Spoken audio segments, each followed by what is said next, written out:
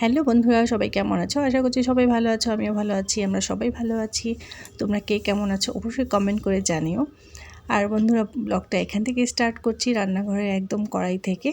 আর নিয়েছি এখানে দেখতেই পাচ্ছ বন্ধুরা বাটার। আর বাটার বা মালাই যেটাই বলো না কেন, ঘরে তৈরি যেহেতু খাঁটি দুধের সন্ধান পেয়েছি, বাচ্চাদের জন্য এখন আলাদা করে দুধ রাখছি, খাঁটি গরুর দুধ। তো সেটা থেকেই মালাই তৈরি করে একটু একটু করে জমিয়ে ফ্রিজে রেখেছি। আর শীতের সময় তো ঘি বানাতে বেশ ভালো হয়। তো মালাইটা এখন কড়াইয়ে নিয়েছি, বা বাটারটা এখন জাল করলেই সেটা ঘিয়ে পরিণত হবে। খাঁটি ঘি বানাবো, আমি পারি না, তো মাই বানাচ্ছে, দেখতে পাচ্ছ। মা এটাকে নাড়ছে আর পুরো প্রসেসটা আমি দেখে রাখছি, এই তো মা। আর চলো আমিও শিখে রাখছি, নেক্সট টাইম আমিও বানাবো। বাড়ির তৈরি গাওয়া ঘি বলে কথাও, বেশ ভালো, আর বাচ্চাদের জন্য তো ভীষণ ভালো। তো যেহেতু দুধটা একদম খাঁটি, তাই জন্য এটা একদম ভালো। তো যাই হলো, আমার দুধওয়ালা বেশ ভালো দুধ দিচ্ছে, সেটা থেকেই আমি ঘিটা বানাচ্ছি। তো মা পুরো প্রসেসটা আমাকে দেখিয়ে রাখছে। মা যখন বাড়ি চলে যাবে তখন আমি মানে চেষ্টা করব বানানোর জন্য, জানি না হবে কি না। তো চলো বন্ধুরা, দেখতে থাকো। এখানে বাটারটা পুরো মেল্ট হয়ে গেছে। তো খুব কম আঁচে এটা জাল করতে হবে, অনেক মানে কন্টিনিউয়াস নাড়তে হবে। আর বন্ধুরা দেখতে পাচ্ছ, এইটা হচ্ছে বাকি ঘি, আমি একটা কাচের জারের মধ্যে রেখে দিয়েছি। এটা আরও দুদিন বানিয়েছে, দুদিনেরটা সেটা হাফ অনেকটা হয়েছে, প্রায় 1 কোটো হয়নি। তো এই জারটা ভরেনি, আজকে হয়তো বা ভরে যাবে না ভরবে না বুঝতে পারছি না। তো দেখা যাক কতটা হয়। তো আজকে মনে হচ্ছে অনেকটাই হবে, এখানে অনেকগুলো বাটার রয়েছে। তো অনেক দিনের জমিয়েছে, যেহেতু অনেকগুলো করে দুধ রাখা হচ্ছে, তাই জন্য মালাইটাও অনেকটা বেশি হচ্ছে।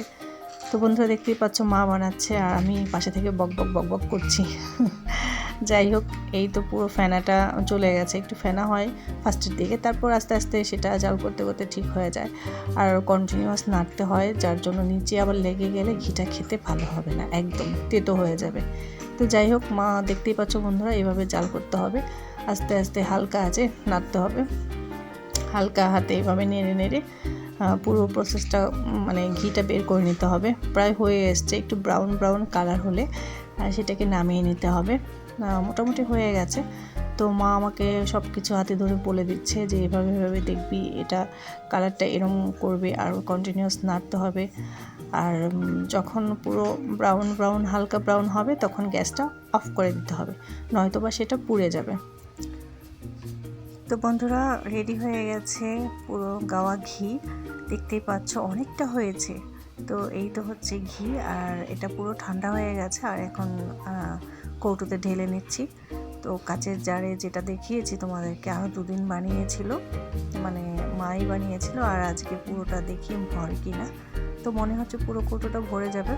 তো ভরেই গেছে, দেখো বন্ধুরা, অনেকটা ঘি হয়েছে। তো বাচ্চাদেরকে খাওয়াবো আমি এই ঘিটা, আর আমরা খাবো বাজারে কেনা ঘি, দুজনকেই খাওয়াবো। আর বাকিটা আমি আরেকটা জারে ঢেলে রাখছি। এটাও একটা কাচের জার কফির, তো এটাতে ঢেলে দিচ্ছে মা। তো মা আছে বলেই এই প্রসেসটা শিখে গেছি। আর মার কাছে থাকলে সব কাজ খুব সহজ হয়ে যায় বন্ধুরা আমার। তো মা যে কয়দিন পাশে থাকে, সে কটা দিন অনেক আরাম, অনেক ভালো লাগা থাকে আর কি। বেসিক্যালি মায়ের মতো তো কেউ হয় না, মা তো মাই হয় না।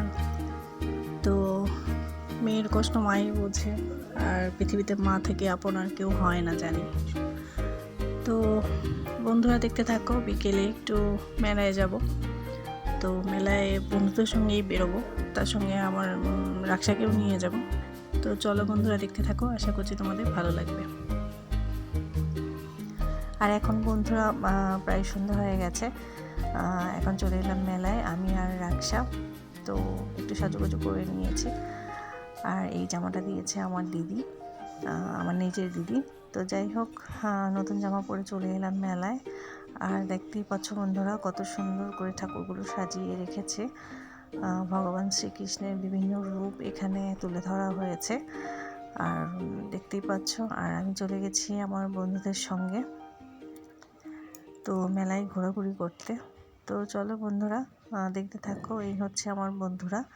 তো সবাই একটু ঠাকুরকে প্রণাম করে নিয়েছিলাম, আর পুরো মেলায় অনেক কিছু রয়েছে, তোমাদেরকে দেখাবো। তো চলো বন্ধুরা, দেখতে থাকো, আশা করছি তোমাদের ভালো লাগবে।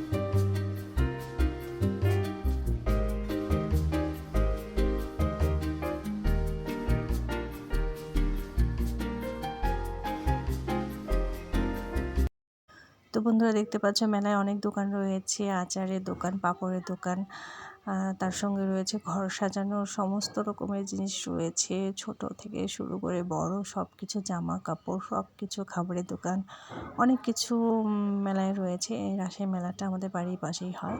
তো এই রাসের মেলায় তো ভীষণ ভালো লাগে, সবাই মিলে হই হুল্লোড় করে চলে গেলাম খাবারের দোকানে। এখানে কী কী খাবো, কী নিয়ে যাব বাড়ি, তো সেটাই ভাবছিলাম। তো বন্ধুরা মিলে খুব হই হুল্লোড়, খুব ভালো লেগেছে।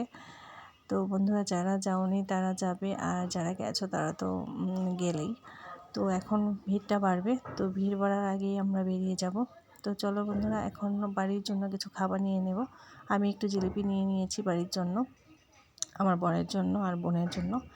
তো যাই হোক, তো চলো বন্ধুরা, দেখতে থাকো, আশা করছি তোমাদের ভিডিওটা ভালো লেগেছে। আর ভালো লাগলে অবশ্যই লাইক এবং শেয়ার করে দেবে।